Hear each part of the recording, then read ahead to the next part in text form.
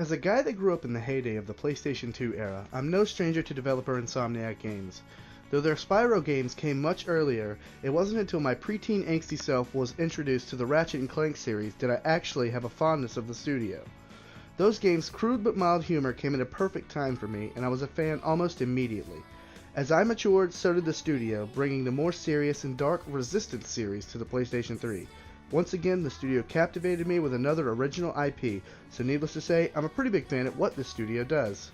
Enter Spider-Man, a new original adventure of our favorite web-slinging hero first shown back at E3 2016. I, like many others, was surprised to see Insomniac's name stamped to a superhero game. 2 years of waiting and dozens of gameplay videos earlier, we finally get our hands on what looks like another hit for Insomniac Games.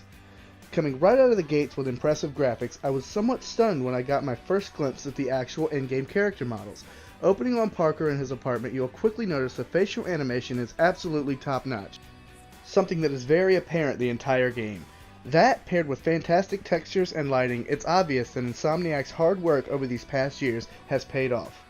Though nice and shiny graphics may turn a few heads, without fun and interesting gameplay, you might as well be playing the new Call of Duty or Battlefield. But Spider-Man does so much right in the gameplay department that it's hard to find anything really to gripe about. When you're first let loose upon New York City, you get your first taste of the oh-so-satisfying swinging mechanics. The sounds, the feel, and the sense of speed you get while flinging yourself about do a perfect job at making you feel like the web-slinger himself. So needless to say, free-roaming the city to do any of the many side quest activities never seems to lose its fun or become a chore. While I don't want to dive into the story for spoiler's sake, I will say the game does a fantastic job of immersing you into the world of Spider-Man. All the characters you've come to expect in a Spidey game are present, even a few surprising characters make appearances, and Insomniac did a great job weaving all the characters into the narrative. The bread and butter of the game has to be its combat system, taking an obvious nod from the Batman Arkham games. Taking on handfuls of baddies at a time is a breeze. Weaving from one enemy to another, building your combos, and dodging incoming attacks is an absolute blast. Building your combos up also generates focus, which can be used to activate suit powers, powerful abilities, used to turn the tides of battle relatively fast into your favor. Webbing a few enemies at a time to stop them from swinging and shooting just to pummel the few that you have your eyes on is just a treat and never seems to get old. Spidey also brings a handful of gadgets with him to make some of the heavier groups of bad guys a little easier. No matter your combat style, there's probably a gadget useful for how you'd like to approach every battle. Whether it's a drone to distract the enemies while you get the upper hand, or just the classic web shots to stop an individual. As you complete various challenges and side quests, you'll obtain different kinds of tokens to level up individual gadgets and build different suits, giving you even more options on how to handle the game's endless amount of henchmen. Leading to one of my few gripes with the game: the amounts of different challenges and side missions.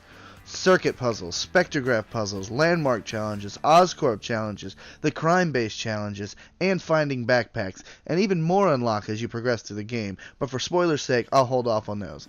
But all of these give you different tokens to be used for upgrading suits and gadgets. While I appreciate the fact they gave us plenty of things to do in the city, it seems forced just for the sake of adding additional playtime.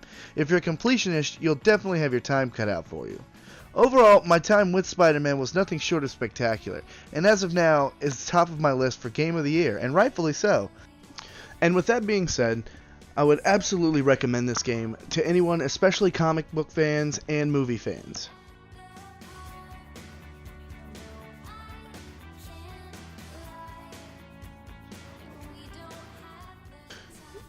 If you made it this far, thank you so much. This was my first review I've ever done. I did the editing, I did the capturing. I don't have that great of software, I don't have that great a mic. I'm literally doing this for passion. I've always wanted to do this. So if you made it this far, thank you so much. Give me a follow, go over to Twitter, I'll have links everywhere below. And thank you so much.